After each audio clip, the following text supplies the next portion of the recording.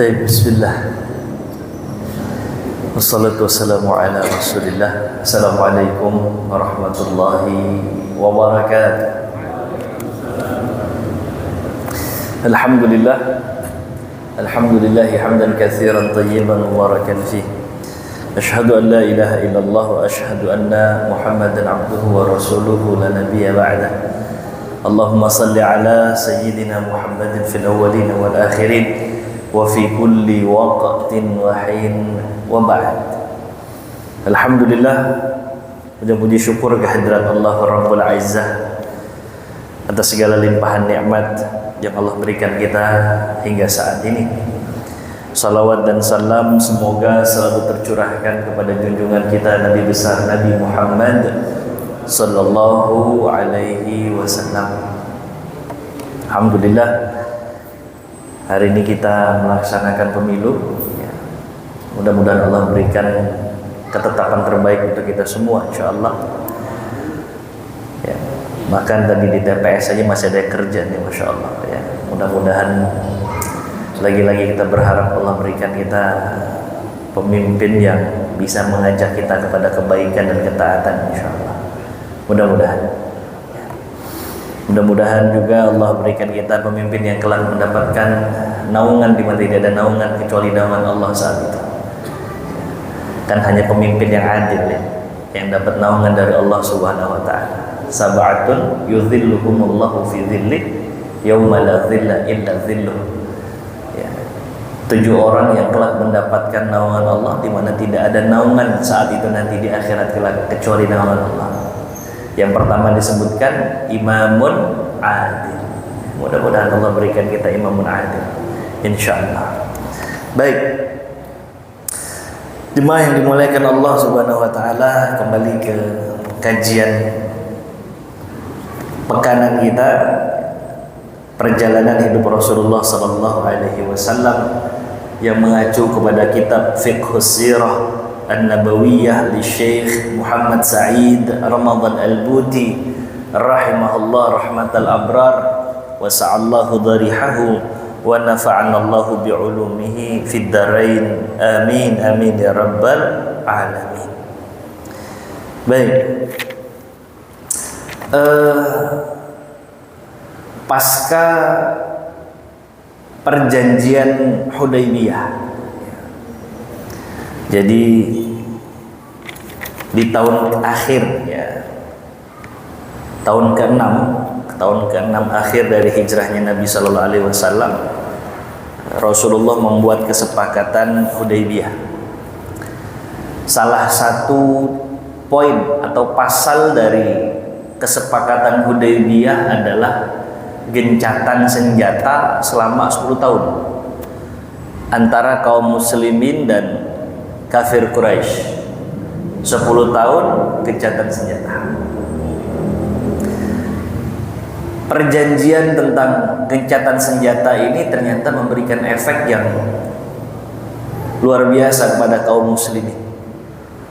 Kaum muslimin bisa leluasa untuk berdakwah tanpa ada gangguan dari orang-orang Quraisy karena sudah ada kesepakatan itu.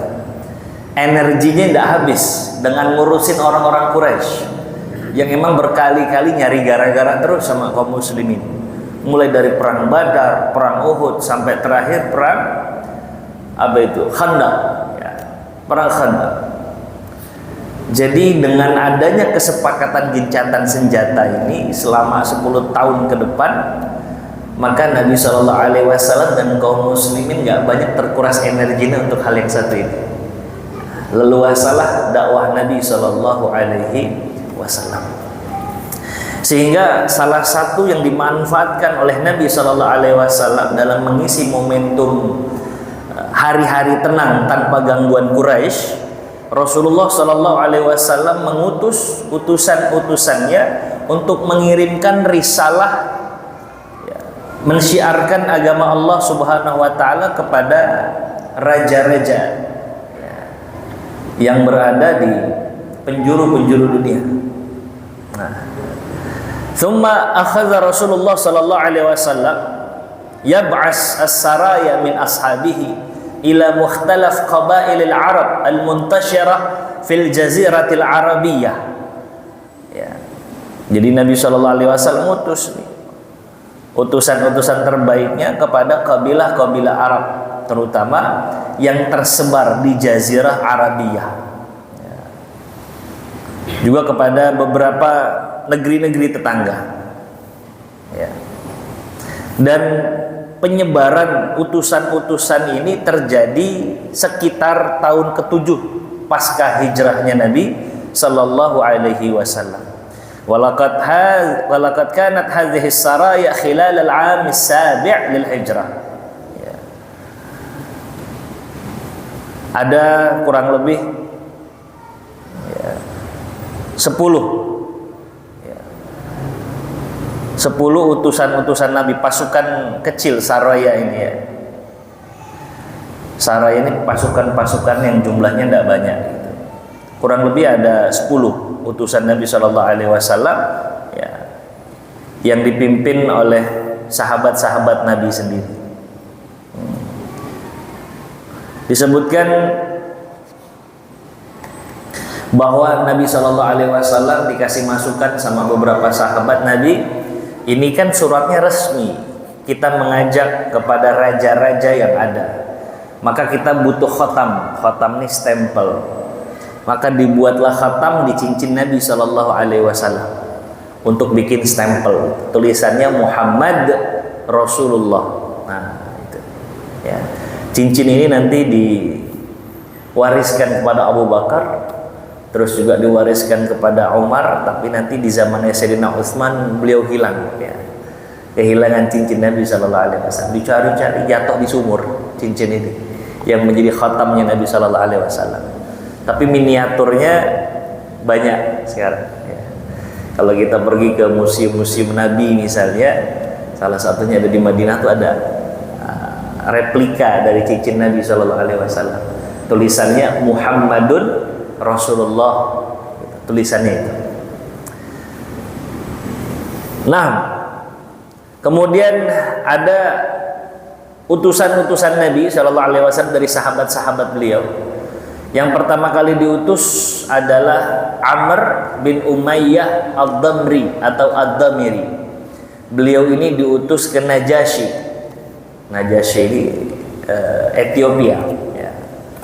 Beliau diutus ke sana. Kemudian Raja Najasyi ini ya, aslam wa syahida syahadatal haq, bersyahadat mau ikut ke dalam agama Allah Subhanahu wa taala. Ya. Kata beliau, kalaulah tidak disibukkan dengan urusan kaumku saat ini, maka aku akan ikut ya, untuk membersamai Nabi Muhammad sallallahu alaihi wasallam. Nah, terus kemudian ada lagi yang diutus, namanya Dihyah bin Khalifah Al-Kalbi. Ini diutus kepada Raja Rum Romawi, namanya Heraklius, bahasa Arabnya Herakla atau Hirqal ya. Terus kemudian fadafa alaihi bi kitab Rasulullah sallallahu alaihi wasallam ila azimi Basra ya. Jadi dikasihnya kepada pemimpin atau gubernur Basra. Gubernur Basra inilah yang menyerahkan kepada Heraklius. Di sana tertulis Bismillahirrahmanirrahim, min Muhammadin Rasulillah ila Herakla azimir Rum. Dengan nama Allah yang Maha Pengasih lagi Maha Penyayang. Tulisan ini berasal dari Muhammad, ditujukan kepada Heraklius, pemimpin Rum. Salamun ala man ittaba'al huda. Keselamatan bagi mereka yang mau ikut ke dalam hidayah Allah Subhanahu wa taala. Amma ba'd, selanjutnya fa inni ad'uka bidi'ayatil Islam. Dengan ini sesungguhnya saya mengundang dirimu untuk masuk ke dalam agama Islam. Aslim taslam, kau masuk Islam maka kau akan selamat. Ini dakwahnya Nabi. Wa aslim yu'tikallahu ajraka marratain. Kalau kau masuk Islam, kau akan mendapatkan pahala yang berlipat. Pahala darimu dan orang-orang yang kelak akan masuk Islam dengan wasilah darimu. Wa in tawallait fa inna 'alaika ismul arisin. Tapi kalau kamu tidak mau menolak agama Allah Subhanahu wa taala, maka dosa kaummu pun kamu yang tanggung. Wa ya ahlal kitab ta'alu ila kalimatin sawa bainana wa bainakum alla na'budu illallaha wa la nusyrika bihi syai'a wa la yattakhidha ba'duna ba'dan arbaban min dunillah fa in tawallaw faqulu asyhadu bi anna muslimun. Mari kita sepakat terhadap satu kalimat ya, antara kami dan kalian semua, agar tidak menyembah kecuali Allah Subhanahu wa taala dan tidak mensyirikan Allah. Gitu. Ya. Kalau berpaling, faqulu syahadu bi anna muslimun. Ya. Nah, ini suratnya Nabi kepada Heraklius. Jadi dikirim-kirimin sama Nabi surat-suratnya. Ya. Ada lagi Nabi ngutus Abdullah bin Huzafah As-Sahmi. Ini juga sahabat. Dikirimnya ke Kisra. Kisra ini rajanya Persia, kirim juga. Cuman raja Persia ini agak sombong, agak angkuh. Begitu utusan Nabi datang, terus kemudian ngasih surat yang memang sudah diamanahkan kepada dirinya. Nah, surat itu lantas kemudian disobek-sobek sama raja Persia. Nanti dilaporkan kepada Nabi SAW, kata Nabi, niscaya Allah akan merobek-robek negara Persia sebagaimana sang raja merobek-robek surat dari kita ini. Ya, dan betul tadi Persia habis ya, karena menteri-menterinya nih saling sikut-sikutan, panglima perangnya banyak yang berkhianat, habis. Makanya nanti saat Islam menyerang, Persia kewalahan karena udah terpecah-pecah ya, menjadi faksi-faksi. Sebagaimana dulu doa Nabi Muhammad Sallallahu Alaihi Wasallam kepada Persia. Ya. Nah, kemudian dikirim juga seorang utusan Al-Harith bin Umair Al-Azdi kepada pembesar Basra ya, di bawah kekuasaan Romawi, namanya Syurahbil ya. Syurahbil bin Amr Al-Ghassani. Nah, ini diutus. Tapi Syurahbil ini justru malah nangkep Al-Haris bin Umair Al-Azdi, kemudian setelah itu disiksa dan dibunuh ya. Nah, ini satu-satunya utusan Nabi yang dibunuh. Kemudian disebutkan juga ada Salih bin Amr dikirim kepada Raja Yamamah ya. Terus ada Amr bin As dikirim kepada Raja Oman. Jadi Nabi ngirimin nih utusan-utusannya. Nah, Nabi mengirim utusan ini nggak sembarangan utusan. Jadi Nabi udah prepare dulu, Pak. Nggak sembarangan kirim. Para utusan Nabi ini sudah dibekali bahasa negara setempat. Jadi mereka udah belajar dulu. Mau kemana diutus, dipelajari bahasa itu. Sehingga dakwah Nabi Shallallahu Alaihi Wasallam melalui utusannya akan sampai dengan bahasa kaumnya itu. Ini kan persiapan yang nggak sembarangan. Kalau Nabi cuma asal ngirim, ya orang nggak tahu ini ngomong apa ini, karena bahasa Persia berbeda dengan bahasa Arab. Bahasa Romawi juga nggak sepenuhnya sama dengan bahasa Arab, banyak sekali perbedaannya. Jadi Nabi prepare betul dalam urusan dakwah ini. Mereka diminta untuk menguasai bahasa daerah setempat. Jadi menguasai itu bahasa-bahasanya. Ketika disampaikan, mereka tahu risalah kenabian yang disampaikan oleh utusan-utusan Nabi Sallallahu Alaihi Wasallam. Nah, wa fi hadhihi al-fatra aidan talahaqatil wufud tafidu ala Rasulillah sallallahu alaihi wasallam min mukhtalafil jihad tu'linu islamaha wa tadkhulu fi dinillahi ta'ala wa min aslama fi hadhihi al-fatrah min kibaril arab wa qadatihim. Ini di tahun ke-7 bersamaan dengan Nabi mengutus utusan-utusan terbaiknya untuk menyebarkan agama Allah. Ternyata ada beberapa pemuka Quraisy yang mau bergabung, kemudian bersyahadat dan berbaiat dengan Rasulullah Sallallahu Alaihi Wasallam. Nah, Mulai nih ya, tertarik orang-orang Arab. Ini salah satu efek dari Sulhul Hudaybiyah yang kita ceritakan beberapa waktu yang lalu. Saat sahabat-sahabat yang lain itu seolah kecewa dengan keputusan Nabi mengiyakan kesepakatan dengan Suhail bin Amr dalam Sulhul Hudaybiyah, karena banyak poin-poin yang zahirnya merugikan. Nggak boleh umroh pada tahun itu. Terus kemudian kalau ada orang Mekah yang masuk Islam mau ke Madinah harus dipulangin, sementara orang Madinah yang murtad kembali ke agama nenek moyangnya nggak boleh dia halang-halangi. Itu kan seolah sesuatu yang merugikan. Tapi Nabi SAW ini hanya ngikutin arahan Allah. Memang kadang perlu kita stop, bahkan kita mundur satu langkah untuk bisa maju beberapa langkah ke depan. Ya. Terbukti ada beberapa poin yang sebelumnya nggak dilirik gitu sama orang-orang kaum muslimin, seolah-olah itu biasa saja gitu. Kebanyakan merugikannya ketimbang maslahat yang kita dapatkan.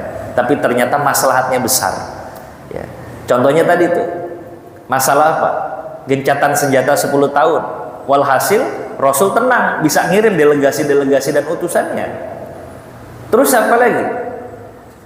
Orang Quraisy nggak boleh ngeganggu kaum muslimin, sehingga nanti dakwah itu bisa menyebar dengan leluasa. Kalau nanti ada kaum muslimin datang ke Mekah, kan nggak boleh diganggu. Akhirnya mereka bisa untuk membacakan ayat-ayat Allah yang agama yang sebelumnya hanya tahu casingnya saja, mulai tahu dalamannya kaum muslimin kayak gimana, mulai paham ajaran Nabi hakikatnya seperti apa. Karena sudah ada perjanjian nggak boleh saling mengganggu lagi. Seringkali ketetapan Allah itu buruk dalam pandangan kita, padahal tidak ada ketetapan Allah yang buruk. Semua takdir ketetapan Allah itu pasti baik untuk hambanya. Kadang kita saja yang nggak paham kan itu. Sama kayak Sulhul Hudaybiyah, kan Umar bin Khattab sempat kan ngomong agak keras kepada Nabi gitu, yang nanti belakangan omongannya disesali betul sama Umar. Apa perkataan Umar? Umar sampai ngomong, beneran kamu Nabi ya Rasul? Beneran Nabi? Masa kita nerima sih kesepakatan Sulhul Hudaybiyah ini? Kan sampai begitu kan?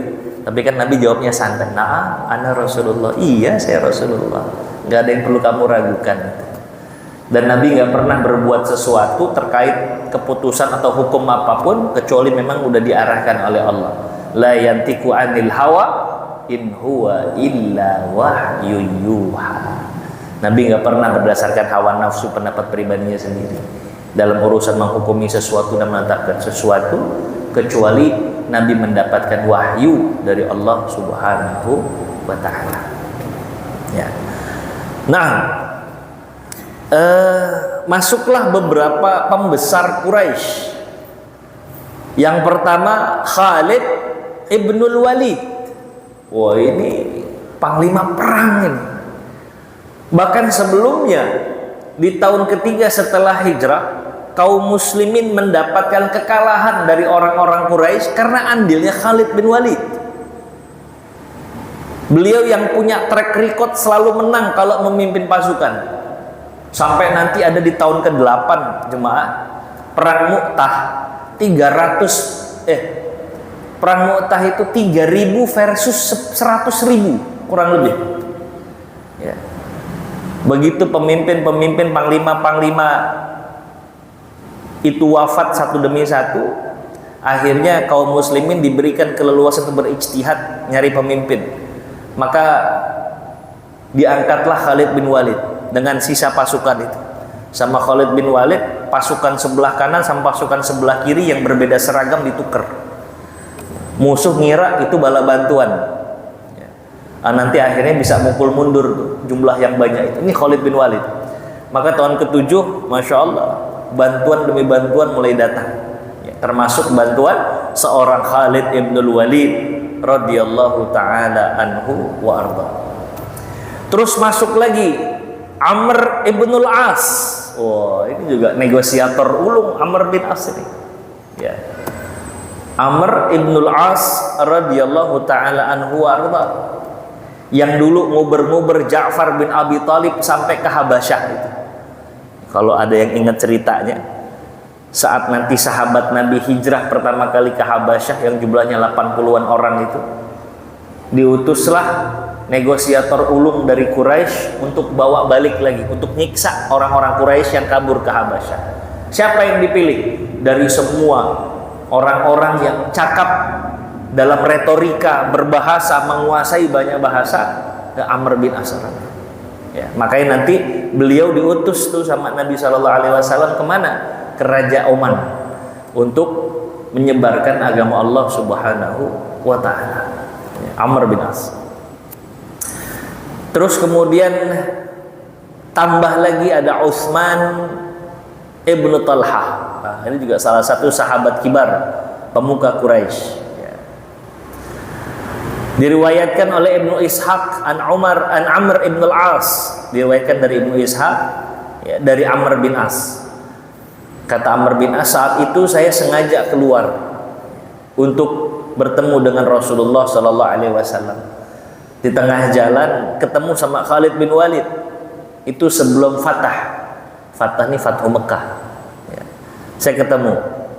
Ya, ketemunya di Mekah.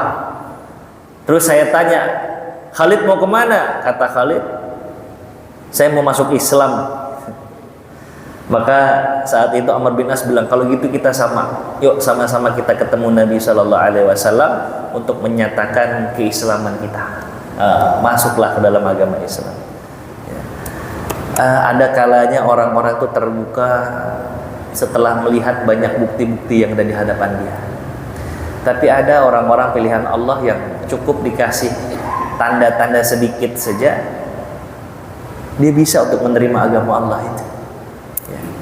Ini Khalid bin Walid dari dulu, Pak. Dia datang ke Baitul Arqam. Baitul Arqam nih rumah dakwahnya Nabi sejak awal. Datang pagi-pagi buta sebelum subuh, saat orang-orang yang datang bahkan tidak bisa mengenali siapa orang di sampingnya. Jadi beliau nyusup ke dalam untuk mendengarkan Nabi ini ngomong apa ini. Ya. Tapi kesombongan dalam dirinya membuat dia belum bisa menerima agama Allah padahal sudah membenarkan. Case-nya sama kayak Abu Jahal. Abu Jahal itu bukan orang bodoh. Walaupun makna dari Abu Jahal adalah penghulunya orang-orang yang dablek kalau bahasa Jawa itu. Karena berulang kali mendapatkan kebenaran, dia menolak itu. Aslinya pinter Abu Jahal itu. Bahkan pernah ngecoh dalam tanda kutip Nabi SAW untuk berbicara tentang Isra Mi'raj. Sesuatu yang gak masuk nalar. Kata Abu Jahal, ini kalau diketahui sama orang Mekah bakal goyang imannya ini. Bahkan boleh jadi di Mekah gak ada lagi orang yang beriman kepada Muhammad. Maka Rasulullah seolah-olah dikelecehin. Muhammad, ngomong dong tentang perkara yang tadi kau ceritakan kepadaku, Isra Mi'rajmu itu. Disuruh ngomong di atas Jabal Qubais. Betul, orang-orang yang ngomong tuh goyang saat itu imannya. Yang benar nih Muhammad berangkat ke Palestina yang biasanya 1 bulan, kok bilangnya cuma 1 malam saja. Itu Abu Jahal itu. Abu Jahal berkali-kali mendatangi Nabi SAW dan bersinggungan, berselisih jalan dengan Khalid bin Walid sejak awal. Tapi karena kesombongan, Abu Jahal tahu kalau nanti dia masuk Islam, maka dia akan satu makom dengan Bilal bin Rabah yang notabene adalah seorang budak.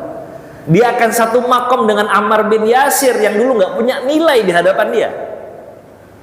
Dan boleh jadi dia akan banyak kehilangan pengikut. Oleh karenanya Abu Jahal nggak menerima agama Islam sampai akhir hayatnya. Ya, Abu Jahal. Namun Khalid bin Walid dengan izin Allah Subhanahu wa Ta'ala, di tahun ke-7 menerima agama Allah Subhanahu wa Ta'ala. Tahun ke-7 setelah hijrah, ya. Ini 1 tahun sebelum nanti Fathu Makkah. Dan Masya Allah, kalau kita ngelihat bagaimana perjalanan hidup Khalid bin Walid, Pak, setelah masuk Islam, beliau tahu kan agak telat dibandingkan sahabat-sahabat yang lain. Maka beliau tidak mau kalah. Gimana caranya Beliau belakangan masuk Islam tapi bisa nyusul yang lain ya, dalam masalah amal ibadah. Padahal beliau syahadat saja gugur tuh dosa-dosa beliau. Maka beruntunglah orang-orang yang bersyahadat ya, yang kemudian convert ke dalam agama Islam di masa tuanya, itu habis semua dosa-dosa yang pernah dia lakukan itu. Dia tinggal memulai lagi. Tapi memang para sahabat itu punya girah, yatasabaquna fil khair. Mereka akan berlomba-lomba dalam kebaikan ya. Khalid bin Walid salah satunya. Beliau selalu menjadi orang yang terdepan kalau berjihad, berharap ada panah yang tembus sampai ke jantungnya beliau. Walhasil dikabulkan, tapi nggak seluruhnya. Banyak panah yang bersarang di badan beliau tapi nggak pernah kena jantung. Banyak tombak yang kena punggung beliau tapi nggak pernah nembus badan beliau ya. Diceritakan tuh ketika Khalid bin Walid memperlihatkan luka-lukanya, lebih dari 70 luka di tubuh bagian depan dan belakang beliau, hasil perang gitu. Tapi Allah selamatin lagi.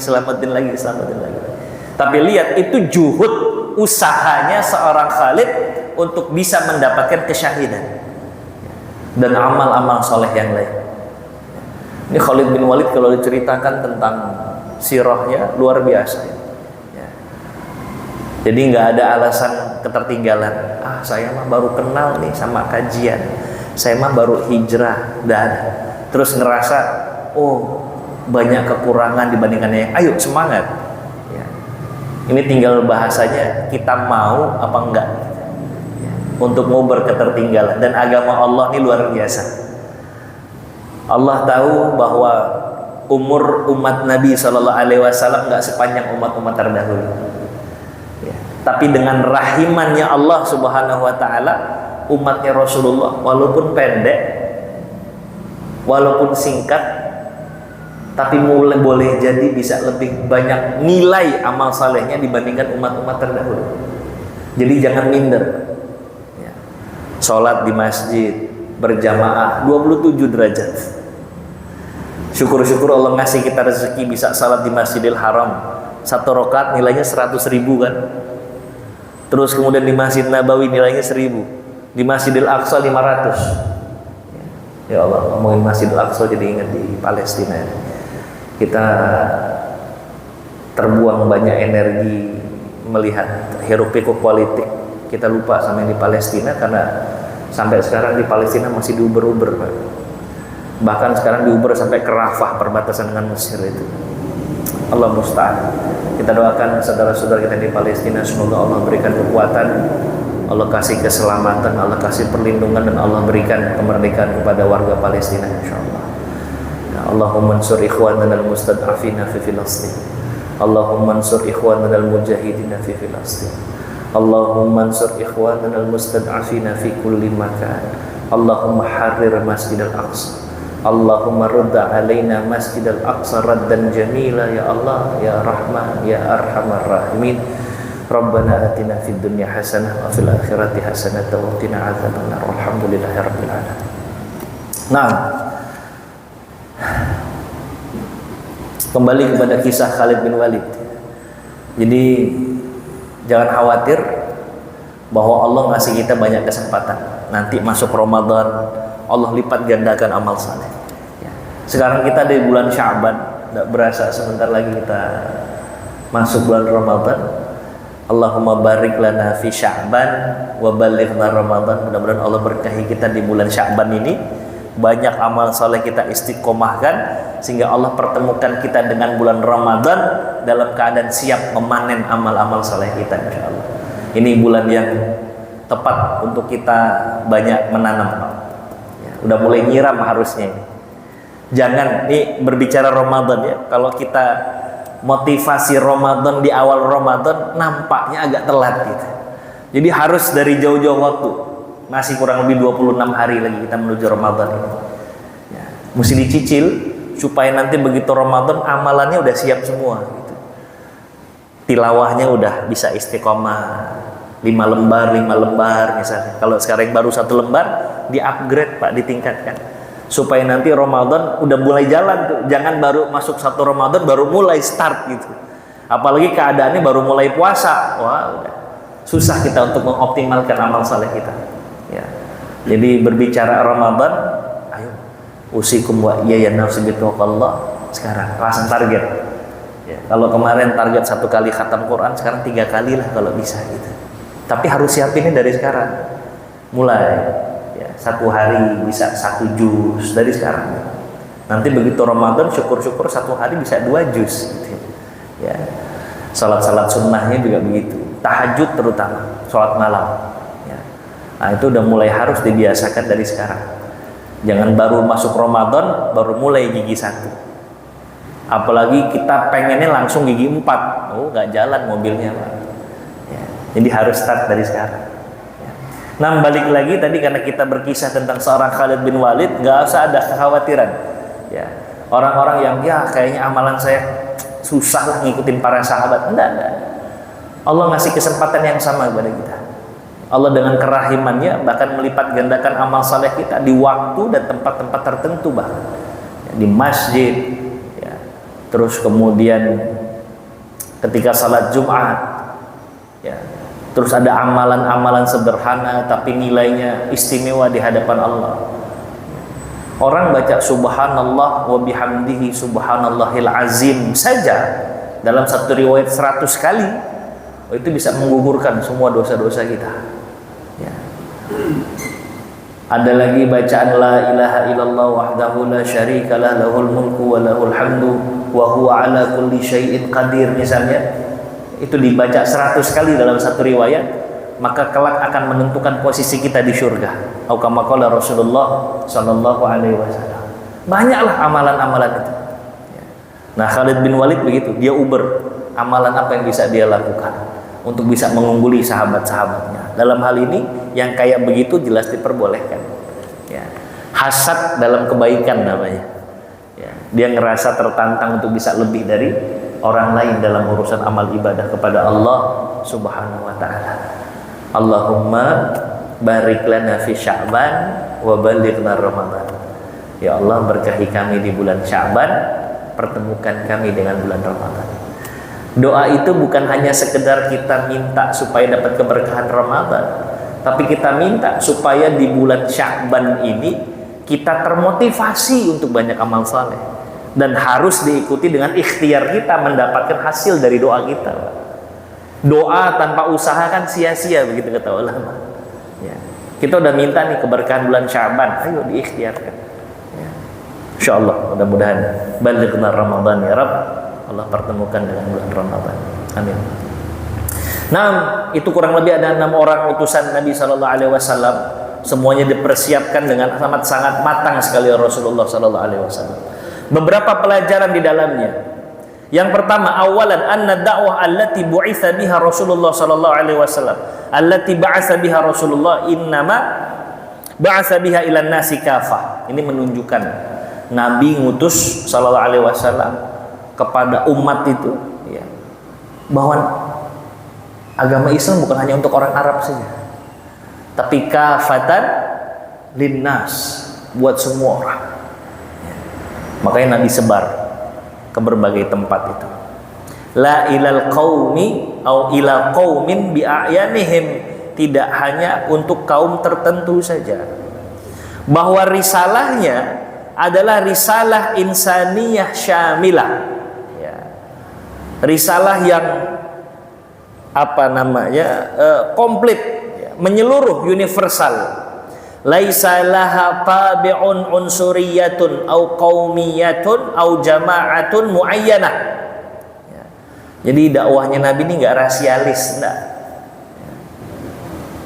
Jadi general, universal. Tidak juga qaumiyah, nasionalis, enggak. Ini untuk seluruhnya. Tidak juga untuk jamaah muayyanah, untuk kelompok-kelompok tertentu, enggak. Ya, maka salah kaprah kalau saat ini ada yang mengkotak-kotakan Islam. Nah, Islam ya Islam sudah. Ya. Nah, sehingga Nabi SAW mengutus delegasi-delegasinya kepada raja-raja yang ada saat itu. Yang kedua, menurut Syekh Muhammad Sa'id Ramadan Al-Buti, terlihat dari respon Raja Romawi ya, saat mendapatkan surat dari Nabi Shallallahu Alaihi Wasallam, ya, menandakan bahwa Raja Romawi ini merendahkan Islam. Ya. Kan beliau bilang kan, ayo siapa yang masuk Islam? Gitu. Awalnya dipancing, ya. Tapi ternyata setelah itu Islam dijatuhkan ya, dengan statement-statement beliau. Ya. Jadi dari sini terlihat, kata Syekh Muhammad Sayyid Ramadan Al-Buti, kesombongan ya, ahlul kitab kepada Islam, memandang agama ya, bagian dari tradisi dan fanatisme saja.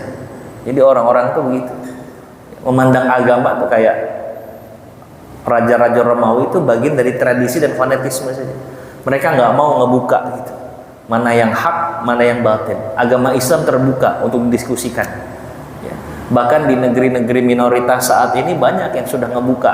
Ayo, siapa yang mau untuk hiwar, ya, ngobrol tentang agama? Dibuka tuh Pak di jalan-jalan dan siap untuk diperdebatkan. Ya.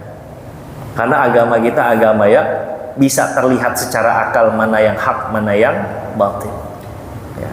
Selanjutnya, persiapan Rasulullah Shallallahu Alaihi Wasallam ya, sebelum mengirim para delegasinya menunjukkan bahwa dakwah itu nggak serampangan. Dakwah itu harus terukur, harus tahu siapa yang didakwahi. Sehingga utusan-utusan Nabi ini sudah dibekali dahulu. Kau akan datangi raja ini, lihat karakteristiknya seperti apa, bagaimana engkau mendakwakannya. Berikut surat dariku, kau sampaikan dengan cara yang elegan, yang baik. Itu semua sudah disiapkan sama Nabi. Kita nih memang nggak semuanya pendakwah seperti para asatid enggak, tapi kita diminta setidaknya kita dakwah untuk keluarga kita. Dan dakwah bukan cuma hanya sekedar ngajak terus selesai, enggak. Jadi ada persiapannya, ada cara mengajaknya. Fabima rahmatin minallahi lintalahum walau kunta fazzan ghalizal qalbi lan faddu min haulik. Anak-anak sekarang kita maki-maki, kita tunjuk-tunjuk, lari mereka, Pak. Banyak sekali contoh-contoh yang seperti itu. Niatnya untuk mendakwakan anak-anaknya, tapi ternyata caranya tidak pas. Akhirnya mereka bertahan dengan kesalahan yang mereka tahu mereka salah. Nggak pakai hijab, misal caranya salah. Akhirnya mereka bertahan nggak pakai hijab. Ya. Dan banyak lagi contoh-contoh yang lain.